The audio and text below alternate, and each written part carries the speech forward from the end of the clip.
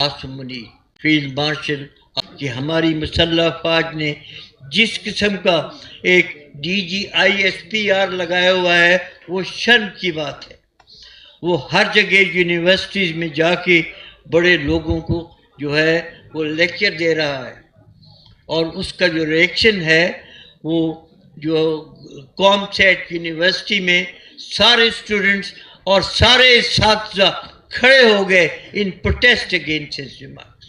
ٹھگوں کی حکومت ہے، ان کا کام صرف تالیاں بجانا ہے، اور پیچھے جو ہے طاقت کا استعمال وہ سارا جو ہے ایک آدمی کر رہا ہے۔ فیلڈ مارشل عاصم منیر اور اس کے جرنیلوں کے خلاف کارروائی کریں، فیلڈ مارشل عاصم منیر۔ افسوس کی بات یہ ہے کہ میری سمجھ میں ساری کارروائی جو تھی وہ ایئر فورس نے کی۔ آرمی کا رول بالکل میں سمجھتا ہوں اگر زیرو نہیں تو صرف انہوں نے وہ میسائل فائر کیے، اور ہمارے جو ہے جنرل عاصم منیر کو انہوں نے فیلڈ مارشل بنا دیا، اور سارا کریڈٹ جو ہے وہ ان کو دیا۔ السلام علیکم ناظرین کرام، آپ کو مکمل ویڈیو دکھاتے ہیں۔ سابق آرمی جنرل بھی آخر کار میدان میں اتر آئے۔ آج قومی کانفرنس کے اندر ایسی تقریر کی کہ پورے پاکستان کو ہلا کر رکھ دیا۔ سابق آرمی جنرل نے کھل کر کہا کہ ملک کے اندر جو حالات ہیں وہ کسی سے ڈکے چھپے نہیں ہیں۔ ملک کے حالات پتہ نہیں کدھر لے جانا چاہتے ہیں یہ لوگ۔ ملک میں آئین اور جمہوریت کا گلا گھونٹ دیا گیا ہے۔ اتنی سخت تقریر کہ آپ حیران رہ جائیں گے۔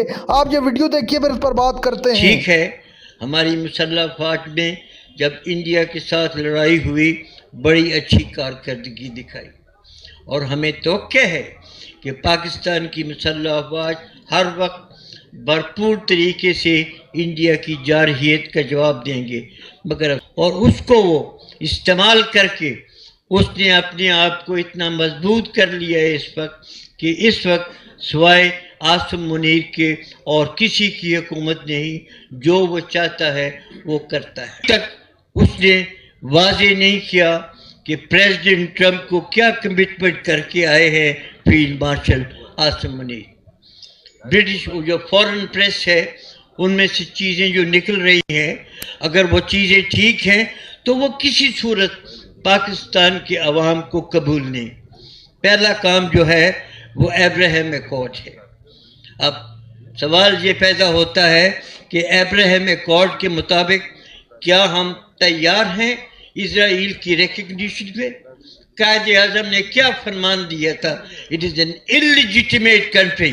We will never recognize it.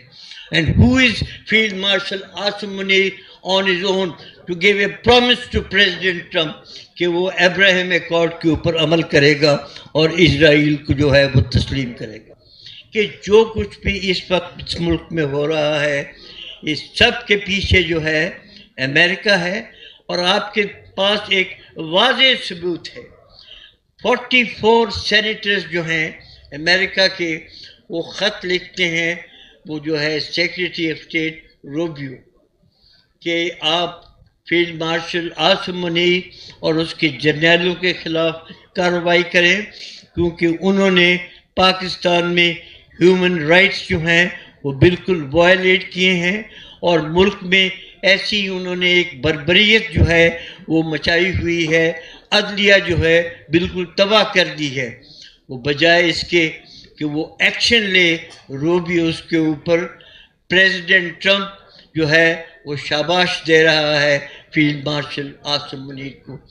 The country at this very moment is struggling for its very survival. I think we all have to take notice of it. معاملہ جو ہے ابھی صرف PTI یا کسی سیاسی جماعت کا معاملہ نہیں ہے۔ معاملہ اس وقت جو ہے وہ پاکستان کی بقا، پاکستان کی سالمیت کا معاملہ ہے، کہ 65 کی لڑائی میں 71 کی لڑائی میں میں نے بھرپور حصہ لیا، اور میں 65 کی لڑائی کے متعلق زیادہ بات تو نہیں کروں گا، صرف یہ کہوں گا کہ اگر ایوب خان نے اس فوج کو صحیح قیادت دی ہوتی تو کوئی وجہ نہیں تھی کہ ہم ہندوستان کو 65 میں مکمل شکست نہ دے سکتے۔ جیسے کہ ہم نے ابھی دی ہے ان کو میں 2022 سے ہم نے ایک نئی ہائیبریڈ حکومت دیکھی ہے. اس ہائیبریڈ حکومت کو کس کے ایما کے اوپر کیا نام ہے کھڑا کیا گیا وہ سب کو پتہ ہے. ابھی کوئی جھکی چھپی بات نہیں ہے. امریکن بھی مانتے ہیں کہ وہ جو رجیم چینج ہوئی تھی وہ امریکن کی ایما پہ ہوئی تھی. جو امریکن تھا وہ ڈپٹی سیکریٹری لو یا کیا نام تھا اس نے پاکستان کے ایمبیسڈر کو کہا تھا کہ اگر آپ نے یہ اپنا نو کانفیڈنس موومنٹ نہیں پیش کی عمران خان کے خلاف تو پھر پاکستان کو اس کے کانسیکوینسز جو ہیں وہ بھگتنے پڑیں گے. میں آج کل کے حالات کی ایک آپ کو میری نظر میں جو اس وقت ملک کے حالات ہیں اس کا ایک تصور پیش کرنا چاہتا ہوں. اس وقت جو ملک کے موجودہ حالات ہیں ان میں ہم ہندوستان کے ساتھ ابھی بھی حالت جنگ میں ہیں. اس کے علاوہ میں سمجھتا ہوں کہ ہم نے غلطی کی کہ ہم نے اپنے آپ کو مغربی محاذ کے اوپر افغانستان کے ساتھ بھی ایک عملی جنگ میں اپنے آپ کو ہم نے جو ہے داخل کر دیا ہے. اس کے علاوہ جو اندرونی حالات ہیں اس ملک کے، میں اس کا انگریزی کا اگر کوئی لفظ استعمال کروں تو we are nearing a state of implosion. یہ ملک اندر سے پھٹنے کے بالکل قریب ہے. اور ان حالات کے علاوہ ہمیں جو ملک میں جو انسرجنسی ہو رہی ہے وہ بھی آپ کے سامنے ہے.